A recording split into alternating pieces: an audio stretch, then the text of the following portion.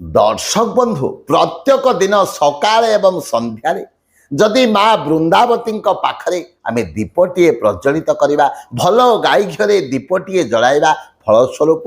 घरे केबे मध्य संकट देखा देव नाही घरे सुख समृद्धि वृद्धि होता है किंतु मन रखु संध्यारे माँ बृंदावती पाखरे जो दीपटी आम जल था परदिन सकाळे सूर्य उदय पूर्वर से ही जगार दीपटी को बाहर करदेवा उचित जदि आम दीपटी को बाहर करूने ताहले दीपटी को ओलटाई रखा किंतु संध्या समय माँ बृंदावती पाखरे जल जा दीपटी जदि सूर्य उदय समय से भाव में द्वारा घर मध्य को नाना बाधा विघ्न आसी थाए। तेणु दर्शक बंधु माँ बृंदावती पाखरे सकाळ एवं संध्यारे प्रत्येक दिन दीप प्रदान करंतु दीप प्रज्वलित करंतु किंतु जो दीपटी संध्या समय देथिबे ता परदिन सकाळे सूर्य उदय पूर्वर से दीपटी को से जगार बाहर कर दियंतु।